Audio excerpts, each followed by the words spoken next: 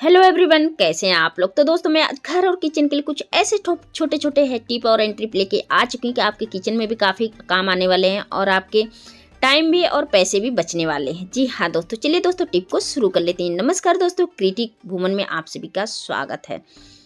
तो दोस्तों पहले है एक टिप इस तरीके से हमारे दवाई को रेफर को लेके है। तो दोस्तों इस तरीके से रेफर को मैं फेंकती नहीं हूँ, मुझे ये बहुत काम आता है। तो देखिए मैं इस तरीके से रेफर को कैंची से काट रही हूँ, तो आप सब समझ ही गए होंगे कि मैं कैंची से क्यों काट रही हूँ।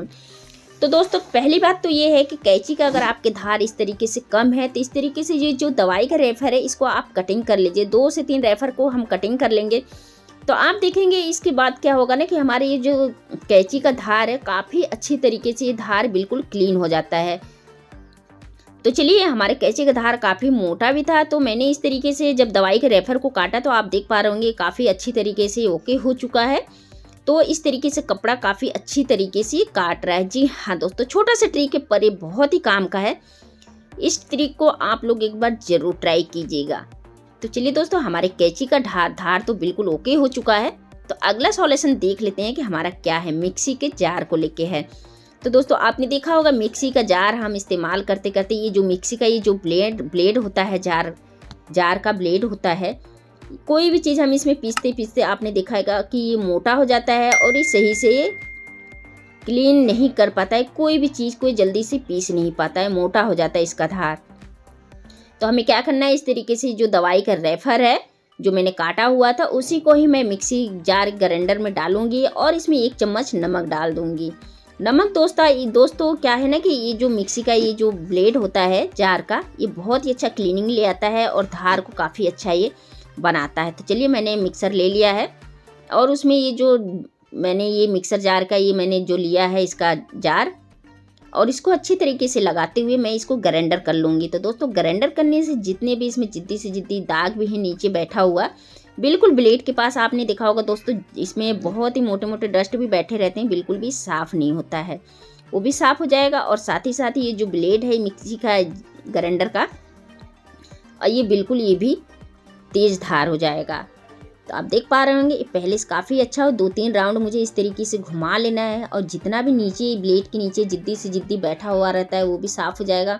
और साथ ही ये मिक्सी का ये जो ब्लेड है वो भी साफ़ हो जाएगा, बिल्कुल ओके हो जाएगा। चलिए अगला है टिप इस तरीके से हमारी तुलसी जी को लेके है। तो दोस्तों इस तरीके से तुलसी जी सर्दियों में आपने देखा होगा हर किसी के घर में इस तरीके से जो तुलसी जी होती हैं ज़्यादातर सूखी जाती हैं। तो दोस्तों सर्दियों में बिल्कुल भी तुलसी जी को बाहर नहीं रखना है। क्या करते हैं कि आपने देखा होगा छोटे छोटे जब हम सर्दियों में इस तरीके से बाहर निकलते हैं तो बारिश की तरफ पड़ता रहता है, तो होता है धुंध जैसे कोहरा पाला पड़ता है, जैसे कि बिल्कुल बर्फ़ टाइप में पड़ता है। तो वो चीज़ बहुत हमारी तुलसी जी के लिए नुकसान है। तो इस तरीके से पहले तो एक कपड़ा ले लीजिए या चुन्नी है तो आपके पास साफ़ चुन्नी या कपड़ा कोई भी चीज़ इस तरीके से तुलसी जी के ऊपर बांध दीजिए। और बांधने के बाद जो तुलसी जी हमारी हैं उनको आप कहीं छाँव में इस तरीके से रख देंगे तो आप देखेंगे कि जो हमारी तुलसी जी के पत्ते हैं बिल्कुल भी नहीं सूखेंगे और हमारी तुलसी जी भी नहीं सूखेंगी। पूरी ठंड निकल जाएगा लेकिन हमारी तुलसी जी जो है बिल्कुल ओके रहेंगी, अब बिल्कुल भी नहीं सूखेंगी। जी हाँ दोस्तों, जैसे कि आपने देखा होगा इस तरीके से पत्ती वगैरह सूख जाती हैं, हमारी तुलसी जी हो जाती हैं ख़राब, तो ये बिल्कुल भी नहीं ख़राब होने वाली हैं। तो जो ट्रिक मैंने बताया है इसको आप एक बार ज़रूर ट्राई करके देखेंगे तो आपकी तुलसी जी है बिल्कुल भी नहीं सूखने वाली है।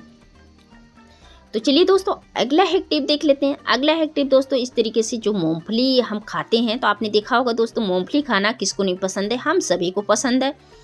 लेकिन क्या करते हैं इस तरीके से जब मूंगफली खाते हैं तो इसका ये जो छिलक है मूंगफली का हम फेंक देते हैं। तो दोस्तों आज के बाद ये जो मूंगफली का छिलक है आप बिल्कुल भी नहीं फेंकने वाले हैं। आप इसको दोस्तों क्या है कि जब आप गमले के शौकीन हैं दोस्तों तो ये मूंगफली के छिलक बिल्कुल भी नहीं फेंकने वाले हैं। इसको आप एक बार ज़रूर ट्राई कीजिएगा। तो हमारे घर में दोस्तों रोज़ ही आता है मूंगफली इस तरीके से, तो मैं इसको बिल्कुल भी नहीं फेंकती हूँ। मैं जितने भी मूंगफली के छिलक है मैं इसको इसी तरीके से ही इस्तेमाल करती हूँ। तो मैंने थोड़ा सा तोड़ के दिखाया है आपको। इस तरीके से दोस्तों ग्राइंडर ले लेना है। ग्राइंडर में इस तरीके से जो मूंगफली का छिलक है इसको डाल लेना है और डालने के बाद करना क्या है, बस इस तरीके से इसको कवर करके एक बार ग्राइंडर कर लेना है। तो दोस्तों आप देखेंगे ग्राइंडर करने के बाद ये बिल्कुल हमारा बिल्कुल एक खाद का काम करने वाला है। तो चलिए इसको ग्राइंडर करने के बाद दोस्तों वीडियो में बने रहिएगा, आगे प्रोसेस मुझे बहुत ही करना है इसमें, तो आप देखते रहिएगा। तो 1 से 2 बार मैं इसको ग्राइंडर कर लेती हूँ। तो उम्मीद करती हूँ कि दोस्तों ये छोटा सा ट्रिक है, आप सभी को अगर ज़रा से भी पसंद आएगा तो वीडियो को लाइक कर दीजिएगा, चैनल को सब्सक्राइब कर लीजिएगा। और दोस्तों साथ ही साथ अपने गांव और शहर का नाम बताना नहीं भूलिएगा कि आप लोग हमारे वीडियो को कौन से गांव से कौन से शहर से देख रहे हैं। तो चलिए मैंने ग्राइंडर कर लिया है। अब ग्राइंडर करने के बाद मैं बताती हूँ कि इसको मुझे एक बुरादा बन गया। और दोस्तों मैंने ये ले लिया है चाय पत्ती। चाय पत्ती के जो बुरादा होता है नीचे वाला हिस्सा, तो दोस्तों मैं इसको कभी नहीं इस्तेमाल करती हूँ। चाय पत्ती को जब भी ले आती हूँ इसको मैं छान के ही इस्तेमाल करती हूँ। तो जो नीचे वाला बुरादा है मैं वही ले रखी हूँ। ये हमारे शरीर के लिए बहुत ज़्यादा हानिकारक है। तो इस तरीके से मैंने जो मूंगफली को छिलक को मैंने पीसा हुआ था इसमें चाय पत्ती में मिला लिया है। अब दोस्तों ये हमारा बहुत ही ताकतवर ये खाद बन चुका है। तो इस तरीके से जो खाद बन जाता है दोस्तों, तो देखिए हम जो बाहर से पैसे लगाते हैं और इतने महंगे हम पैसे लगा के जो खाद को लेके आते हैं, बिल्कुल भी आप इस तरीके से बाहर से खाद नहीं लाइएगा। इस तरीके से जो ये खाद है आप बना के आप अपने गमले में मूंगफली छिलक को पीस के और चाय पत्ती को इस्तेमाल करेंगे तो आप देखेंगे कि आपका ये जो गमला है काफ़ी ताकतवर होता है। इसको ज़रूर ट्राई कीजिएगा। तो देखिए मैं इसी तरीके से मेरे पास 5, 7, 8 गमले हैं, तो मैं थोड़ा थोड़ा करके इस तरीके से मैं अपने गमले में डालूंगी। तो आप देखेंगे कि गमला हमारा काफ़ी ताकतवर भी होगा और काफ़ी अच्छा ये ग्रोथ भी करेगा। तो चलिए दोस्तों अगला एक टिप देख लेते हैं इस तरीके से स्वेटर को लेके। तो दोस्तों आपने देखा होगा इस तरीके से स्वेटर हम सभी के घर में, नया हो या पुराना, अगर छोटा हो जाता है तब भी हम उसको इस्तेमाल नहीं करते हैं, अगर पुराना हो जाता है तब भी नहीं इस्तेमाल करते हैं। तो हमें करना क्या है? तो दोस्तों इस तरीके से जो स्वेटर पुराना हो जाता है तो हम इसको क्या करने वाले हैं, तो देखिए इस तरीके से बटन लगा लेना है। या बड़ा रहता है तब भी नहीं इस्तेमाल करते हैं। तो बटन लगाने के बाद दोस्तों इस तरीके से देखिए, अगर बटन नहीं है तो आप सिलाई भी कर सकते हैं मशीन द्वारा या हाथ के द्वारा से। तो चलिए नीचे से भी बटन लगा लिया है। अब मुझे ले लेना है एक पन्नी इस स्वेटर के बराबर ही। पन्नी हमारी इतनी छोटी है थोड़ी सी, तो इस स्वेटर के अंदर मैं डाल लेती हूँ। और डालने के बाद दोस्तों करना क्या है, इसको सुई से हमें ना इसको अच्छी तरीके से अटैच कर लेना है, ऊपर से नीचे से बराबर करते हुए।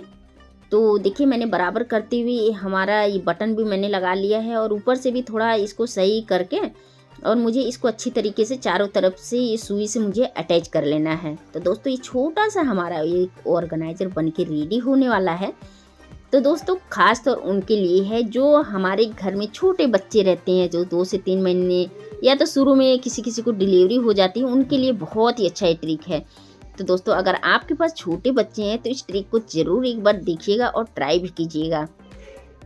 तो देखिए नीचे से अगर सिलाई मशीन है तो आप वहाँ पे सिलाई भी कर सकते हैं। तो मैं इस तरीके से आपको दिखा रही हूँ, इस तरीके से सुई से सिल के। और दोस्तों इस तरीके से सिलने के बाद ये हमारा एक छोटा सा ऑर्गेनाइजर बन के रेडी हो चुका है। तो देखिए इसी तरीके से मैं मुट्ठी के पास भी यहाँ अटैच कर दूंगी दोनों तरफ। तो ये हमारा एक छोटा सा ऑर्गेनाइजर बन के रेडी हो चुका है। हमारे घर में जब छोटे बच्चे रहते हैं दोस्तों तो ये बहुत ही काम आता है। ऐसे चीज़ हमें बहुत याद आता है कि हम कहाँ से और कैसे लेके आएँ। तो दोस्तों ये बच्चे के लिए बहुत गर्म भी रखता है और बहुत ईजिली तरीके से इसको आप बना भी सकते हैं। कोई पैसा नहीं खर्च है इसमें, न कोई मेहनत खर्च है। बस जिस तरीके से मैंने बताया है इस तरीके से अटैच कर लेती हूँ, बीच में भी अटैच कर लेती हूँ। ये जो पन्नी है बिल्कुल अच्छी तरीके से इसमें कवर हो जाएगा और बिल्कुल भी ये बाहर नहीं निकलने वाला है। जी हाँ दोस्तों, उम्मीद करती हूँ दोस्तों कि ये ट्रिक छोटा सा है, आप सभी को पसंद आएगा। तो चलिए हमारा छोटा सा ऑर्गेनाइजर बन के रेडी हो चुका है। तो दोस्तों ये छोटे बच्चे अगर आपके घर में तो ये ट्रिक को जरूर आजमाइएगा। इसको कैसे भी बना के रख लेंगे, ये गर्माहट बहुत अच्छा लाएगा। तो दोस्तों मैं यहीं पे अपने वीडियो को एंड भी करती हूँ। वीडियो अगर ज़रा से भी पसंद आता है तो वीडियो को लाइक कर दीजिएगा, चैनल को सब्सक्राइब कर लीजिएगा। तो मिलते हैं फिर इसी तरीके से एक नेक्स्ट वीडियो में। जय हिंद, जय भारत।